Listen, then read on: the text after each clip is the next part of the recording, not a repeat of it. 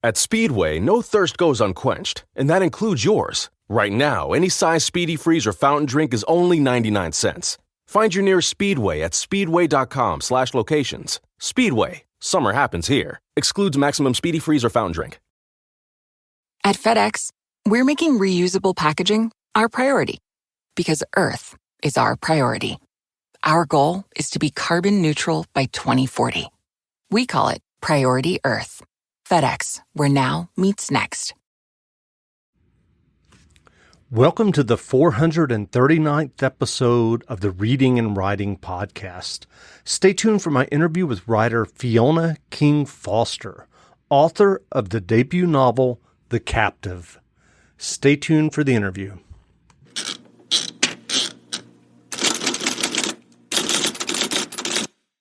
Welcome back to the Reading and Writing Podcast. My guest today is Fiona King Foster, author of the debut novel, The Captive. Fiona, welcome to the podcast. Hi, Jeff. Thanks for having me. Sure. If someone hasn't heard about your debut novel, The Captive, yet, how would you describe the novel? Oh, wonderful. It's the thing I always say first is that it's fun. I had a fun time writing it. I think it's a pretty fun read.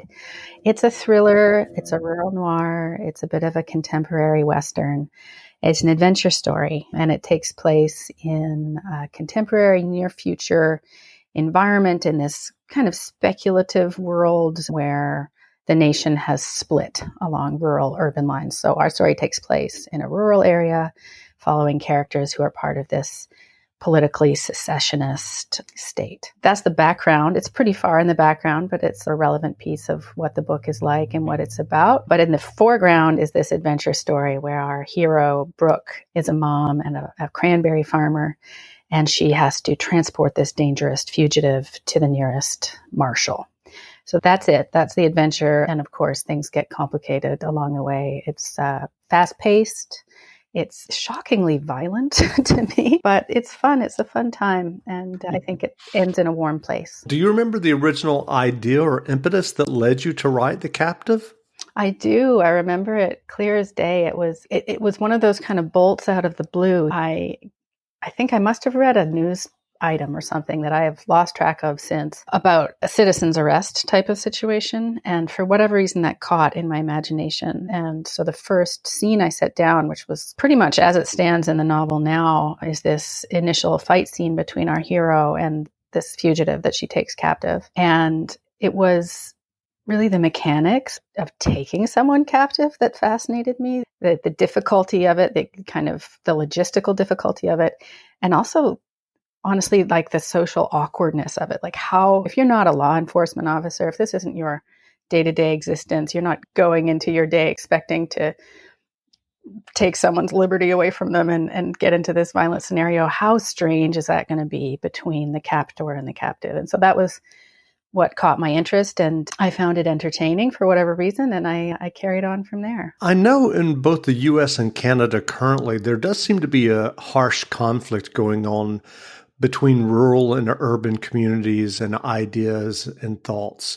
Did you have that in mind when you were writing The Captive? I had it in mind because that's something that's been on my mind for a long time, if not my whole life. But when I started writing the story, it wasn't my intent to go there. It started out as a historical Western, really. It was like shoot up on a train and the whole works. It was much more in the past. And then in subsequent drafts, I think that those sentiments that you're referring to that are more and more alarming, it can seem, in both Canada and the US. And I'm a citizen of both countries. I have family in both countries. And so I follow the news in both countries. And it's certainly not unique to either Canada or the US or to North America. This is something that's a theme in the Western world right now. So it crept in, and I found myself redrafting the book in a contemporary setting where this kind of division has reached an ultimate expression as an actual kind of civil rupture. My story takes place like 30 years after that's happened. So it's not a story about the secession of the rural world from an urban government. It's the story of what that looks like a little ways down the road. And that was where I wanted to put my attention. What would people's lives really be like? And why are we so fascinated with this polarization between urban and rural, and where's it going to get us? Do you remember the first fiction that you ever wrote? Oh, sure. Gosh, I was a kid. So it's somewhat, I'm basing this on what my parents have told me. Apparently, my first story, I was in kindergarten or something, and it was very short. It was one day, a tomato crossed the road, squished tomato, that's the end. So it was very grim. There's always been a kind of a grim note. I think I go to those dark places. And I do remember as an older child, the first story I remember actually setting down was more or less a ripoff of the movie Legend. I don't know if you remember that movie. It was a unicorn movie when I was a kid. And that was how I learned and how I started, was retelling my own versions of stories that I liked. And I did that for a long time. In my teens and my 20s, I was still emulating, learning by copying, really, until I found my own way. And so what was that journey to writing and getting your debut novel published? It's been a long journey for me. I'm in my 40s now. I'm a mom. I've had several careers, even though, as I said, I've been writing my whole life, and writing in a pretty serious way my whole life. And I started the first novel that I undertook in a serious way in the middle of high school, and I've been at it ever since. And I was very shy about it, actually. I didn't want to show my writing to anyone for a long time. And maybe it was because I still felt that I was in that apprenticeship phase of developing as a writer. And I wasn't as confident of my own voice, or that what I had to say was new or really my own. I did a master's in creative writing in my 20s. And so I dipped my toe into that literary world. But even at that point, I didn't feel like I was ready. I didn't send a book out. I didn't send a manuscript out or anything like that until a couple of years ago. And it was this particular book that took hold of me. That was the first time I felt like, no, I want this in the world. And it was actually, did you read American War by Omar El-Akkad by any chance? No, I did not. It's a book about a contemporary American Civil War. And our books don't have a lot in common, but when his book came out, there was a lot of attention around the things currently in play that could lead to a scenario like that. And that really encouraged me to think that the kind of world I was writing about in my book was something people were interested in. So that was the impetus. I read his book, I put it down, and I wrote my first query letter to an agent. And then after that, it happened really quickly. Yeah, I was very lucky. I know the first agent I queried took me on, and she's fantastic. And she connected me with wonderful publishers. Wow. And it's been pretty much a fairy tale, I have to tell you. I waited a long time, but it worked out really well. So what was your MFA experience like? That's a good question. I'm struggling to be diplomatic about it. There were good things about it. I met wonderful people. I really did. Some of my best friends and some wonderful writers that I'm still connected with and share work with date from that time. And I had good professors. There were many good things to be said about it. And at the same time, I'm not sure that creatively it really was what I had hoped it would be for me. I think if I was to design an MFA program in my perfect world, there would have been a bit more nuts and bolts, a bit more how to do the job. And I think other MFA programs perhaps are more like that. The one that I went to really was quite literary in focus. As a result, I read a lot of wonderful stuff and I had some fascinating conversations. But more than anything, it caused me to doubt my own work and to feel that it wasn't perhaps sophisticated enough or cutting edge enough. And nothing against avant-garde writers. I read a lot of cutting edge work and work that pushes the kind of formal boundaries more. And I love it and I appreciate it. It's not necessarily what I do. So that's a very roundabout answer. It was good and bad. Sure. So what was your writing process like when you were working on The Captive? Did you outline the novel extensively, or was it more of an organic process of seeing where the story led? I was totally at the latter. I had no idea what it was going to be. I had that one scene that I mentioned that I set down, and I really just, it felt like point of view camera following my characters around after that for a long time, just seeing what they would do. And the book changed drastically from draft to draft. Sometimes I would try and get them to do things that they didn't really want to do, and I'd have to backtrack and listen a bit better and try again. So it was totally messy and organic, and probably that's why I kept at it, because it was a surprising and entertaining journey for me in the doing. I did not know where it was going to end up. I wasn't even convinced it was going to end up as a book, but I had fun finding out. Yeah. In terms of process, Are you working on another novel? Oh, sorry. No, go ahead. Go ahead. Oh, Go ahead. Yeah, in terms of process, I had a toddler and a newborn in the house and a full-time job, and my partner worked nights. So the actual writing of it was 5 minutes at a time when I could grab them, which is, I don't think I had the presence of mind to do any really outlining or planning at that juncture. So it was probably the book happened the way it had to happen. Yeah, that's a tough process. Mm-hmm. Are you working on another novel now? I am. Gosh, it's exciting to be back in the early stages of something again, and very overwhelming at the same time.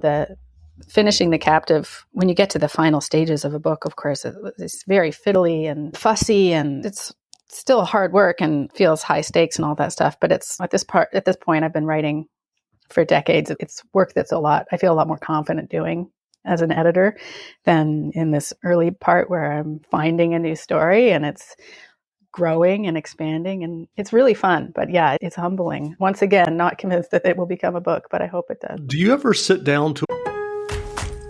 Get ready for your family and friends this July 4th. Start with Lowe's and an LG InstaView refrigerator and range. And after the party, leave the cleanup to a new LG dishwasher. Right now, get up to $750 off with the purchase of qualifying major appliances. Lowe's, home to holiday appliance values today and every day. Must ask store to apply discount or enter promo code online at checkout. Can't be combined with additional discounts. Exclusions apply. Valid through 7/14, U.S. only. A blank page and have problems getting started writing? And if so, what do you do on those days? Oh, sure I do. Sure I do. And sometimes I don't overcome that. But one useful thing I think I can share is a trick I developed writing The Captive that I'm using again now, and I find it really helpful, especially for someone, as I mentioned, I've got kids in the house and a million things going on. So someone whose time is maybe a bit more broken up, I don't have the luxury of giving myself a 6-hour workday in which to find an hour of writing. When I sit down at the desk, that's when I have to work, because that's the time I've got. But all to say, I use musical prompts. So for the last book, I just built myself a playlist of a few, like a dozen or 24 songs that I just turned on when I sat down to write. And over time, I just came to associate that playlist with that project. And it was almost a kind of a way to drop into that place a little faster, building that mental pathway to remind me of, what it felt like to inhabit that story. So this time around, I started a new book, and I didn't feel like I could use the same playlist because it's so, at this point, deeply associated with that story. So I made myself a new one, and it really helps. And I'm sure for other people, maybe music isn't the thing, but some trigger for yourself, just to remind yourself of what it feels like to be doing the work, can shorten the amount of time it takes to get into it. I think that's what I found. Can you let us know at least a couple of the songs that were on your playlist for The Captive? Yeah, sure. The first song that was on the playlist, I like to write to, this is, I think, not super common. I think most people like instrumental music. I like to write to pop music. It just keeps my energy up. The first song on the Captive list was Bulletproof by LaRue, which is a dance hit from England from, I don't know, maybe 15 years ago or something. And it just, for me, that was the sound of that book. And the Bulletproof. I know the song. Yeah, it's a great song. And it resonates. If you've read the book, it resonates with our hero, who is bulletproof in some ways. Great. What about your new playlist? Can you give us a sample of one or two songs? Well, I loved my old playlist so much, but I knew I needed to build a new one. And I couldn't use the same songs. So I started it just maybe almost as a joke to myself with LaRue's other hit, which is just to remind me, it was like similar but different. So she's getting me through 2 books. I owe her. That's great. Yeah. So what writing advice would you offer for those who are writing their own stories and novels? Yeah, I would say just have fun. In my experience, if I'm not having fun, I'm not going to finish it. It's sometimes hard. It's not always fun. It's sometimes hard. It's sometimes painful. I have doubts, etc. But in the big picture, do what you enjoy. Tell a story that interests you, that entertains you, and follow that impulse, because writing is a lot of work and writing a book is really slow. So you got to keep yourself happy so that you can do the work. Is that too vague? So, no, not at all. So what fiction or nonfiction books have you read recently that you enjoyed? I'm just reading, unusually for me, I'm reading nonfiction, which I just devour fiction. I read novel upon novel. I can never get enough. But lately, I've been reading some nonfiction. I'm reading this book called The Revolutionary Genius of Plants. It's about plant intelligence. That's been surprising. But on the fiction side, Jill Adamson's book, The Ridge Runner. She's a Toronto writer. I'm in Toronto. She's another Toronto writer. I don't know her personally, but she's brilliant. And her new book, The Ridge Runner, is I cannot recommend it highly enough. It's amazing. It's actually a sequel, but it stands alone if you haven't read the previous book. It's a Western. It's historical. It takes place in, I believe, early 20th century Western Canada. And she writes nature beautifully. She's very careful. The prose is immaculate. The story is sprawling and exciting. So I recommend that one really highly. More in the thriller vein, last year I read Helen Phillips' The Need. That was probably the most exciting thriller I've read recently. It's psychological. It straddles the line between thriller and kind of existential horror, a bit surreal. She's terrific. She's from New York. What else? I'm reading an old book from the 1920s by Sylvia Townsend Warner called Lolly Willows, which I think there's a New York Review of Books edition out now. It was out of print for a long time, and you can get it now again. And it's terrific. That's like totally shocking, surprising that this book isn't more famous than it is. It's marvelous. So those are the ones off the top of my head. Great. Where can people find you online if they want to learn more about you and your debut novel? My website is www.fionakingfoster.com. There's links to both publishers there, and there will be links to events as events come up. And yeah, hopefully the next book when there's something to say about that. Great. Again, we've been speaking with Fiona King Foster, author of the debut novel, The Captive. The novel is on sale now, so go buy a copy. And Fiona, thanks for doing this interview. Thank you, Jeff. Now, stay tuned for a brief excerpt from the audiobook of The Captive by Fiona King Foster, narrated by Courtney Patterson. Available from Harper Audio, wherever audiobooks are sold. The auction was interrupted in the middle of dry goods. Buckwheat flour, pea flour, an exorbitant lot of coconut flour. Holly would kill for that, Milo said, twitching their bidding card. Don't, Brooke warned him. They still had to pay for sugar, 50 pounds of it, at least, for the fall preserves. And anyway, their daughter's passion for exotic ingredients was only her latest mutiny.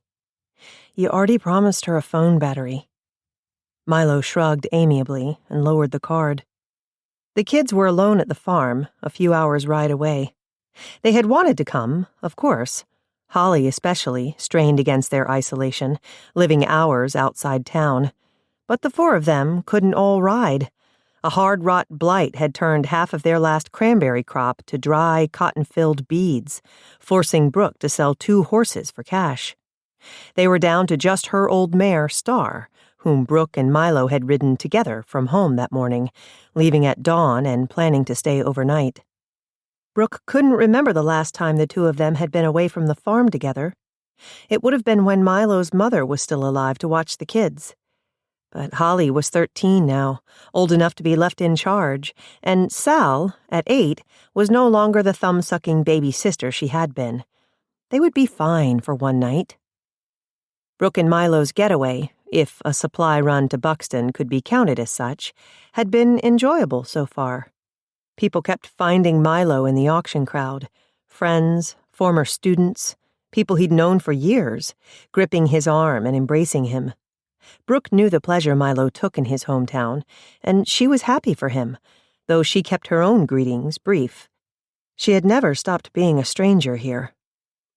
On the platform at the front of the parking lot... Hi, I'm Jonathan Shokrian. I was inspired to start MeUndies because I was sick and tired of all the underwear brands out there that didn't feel like they represented me. I wanted to recreate underwear and make it comfortable, fun, and expressive. If MeUndies had one rule, it would be just be yourself. Self-expression is a big part of our company because we want everyone to feel like they can represent themselves. It's all about me. Our original fabric is made out of micromodal. Many have a hard time even just pronouncing it, but it's so soft and buttery you just want to rub it on your face. MeUndies comes out with more prints than any other underwear brand in the world. New prints every week. Some of my favorite prints are Funny Bones, our 420 prints, and even St. Patrick's Day. Best of yet, we offer MeUndies in sizes extra small to 4XL, so there's something for everybody. If you've never tried MeUndies, we want to give you 15% off plus free shipping. Just go to MeUndies.com/JON. That's MeUndies.com/John. The auctioneer,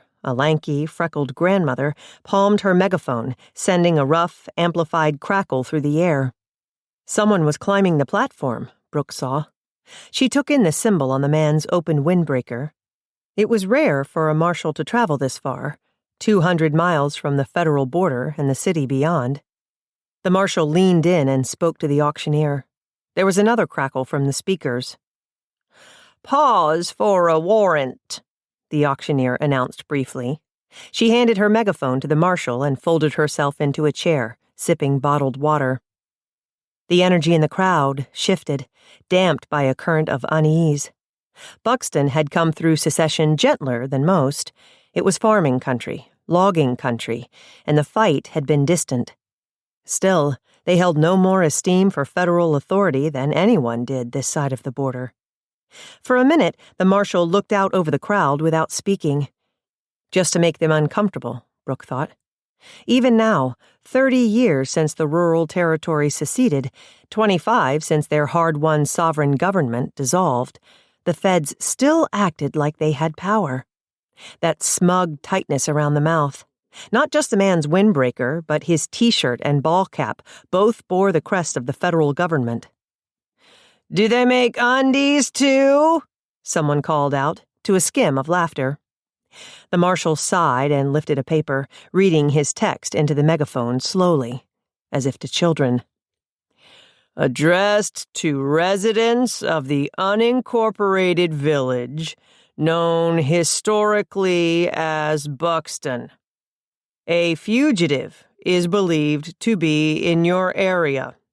Local households are warned this man may try to obtain a vehicle or horse.